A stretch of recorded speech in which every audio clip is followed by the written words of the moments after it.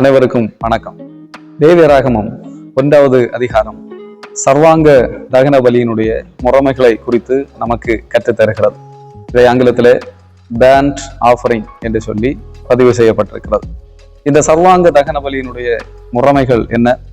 இந்த சர்வாங்க தகன பலி செலுத்துவதற்கு மாட்டு மந்தையிலிருந்து தெரிவு செய்யப்பட்ட காளை என்று சொல்லி சொன்னால், முதலாவது அது பழுதற்றதாக இருக்க வேண்டும். இரண்டாவதாக அது ஆசரிப்பு கூடார வாசலிலே கொண்டு வரப்பட வேண்டும். மூன்றாவதாக அதனுடைய தலையின் மேல் கைகள் வைக்கப்பட வேண்டும். நான்காவதாக அதை கொண்டு வந்தவர் அதை கொல்ல வேண்டும். ஐந்தாவதாக ஆசாரியர்கள் அதனுடைய இரத்தத்தை பலிபீடத்தின் மேல் தெளிக்க வேண்டும். ஆறாவதாக அது தோல் உரிக்கப்பட வேண்டும்.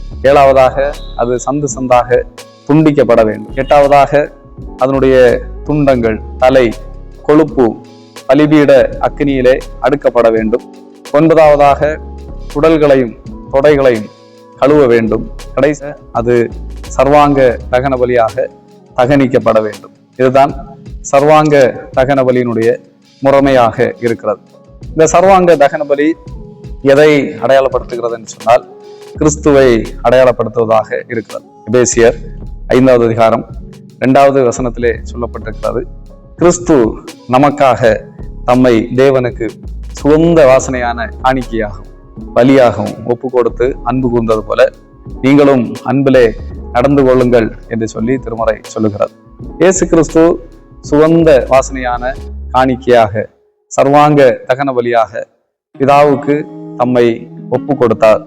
இது சர்வாங்க தகன பலி கிறிஸ்துவை அடையாளப்படுத்துவதாக இருக்கிறது. எபிரேயர் 10வது அதிகாரம் அதனுடைய 8, 9 வசனங்களிலே இப்படி சொல்லப்பட்டிருக்கிறது, நியாயப்பிரமாணத்தின்படி செலுத்தப்பட்டு வருகிற பலிகளை குறித்து நேர் சொல்லியபடி பலியையும் காணிக்கையையும் சர்வாங்க தகன பலிகளையும் பாவ நிவாரண பலிகளையும் நீர் விரும்பவில்லை, அவைகள் உமக்கு பிரியமானதல்ல என்று சொன்ன பின்பு, தேவனே உம்முடைய சித்தத்தின்படி செய்ய இதோ வருகிறேன் என்று சொன்னார்.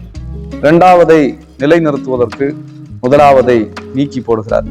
இயேசு கிறிஸ்துவினுடைய சரீரம் ஒரே தரம் பலியிடப்பட்டதினாலே அந்த சித்தத்தின்படி நாம் பரிசுத்தமாக்கப்பட்டிருக்கிறோம் என்று சொல்லி பதிவு செய்யப்பட்டிருக்கிறது. இந்த இயேசு கிறிஸ்து சர்வாங்க தகன பலியாக தன்னை பலிபீடத்திலே அர்ப்பணித்தபடினாலே அவரை விசுவாசிக்கிற நாம் அனைவரும் பரிசுத்தமாக்கப்படுகிறோம் என்று சொல்லி திருமறை நமக்கு நம்பிக்கையை தருகின்றது.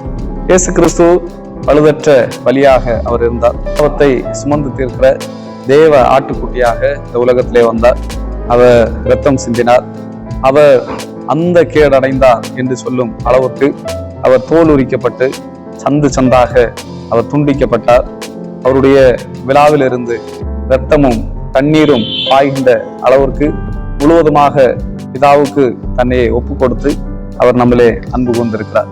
தன்னையே சர்வாங்க தகன பலியாக ஒப்பு கொடுத்து நம்மை மீட்டு கொண்ட அந்த கிறிஸ்துவுக்கு நம்மை முழுவதுமாக ஒப்பு கொடுத்து அவரை ஏற்றுக்கொண்டு நம்மையே சர்வாங்க தகன பலியாக நாம் அர்ப்பணிப்போம்.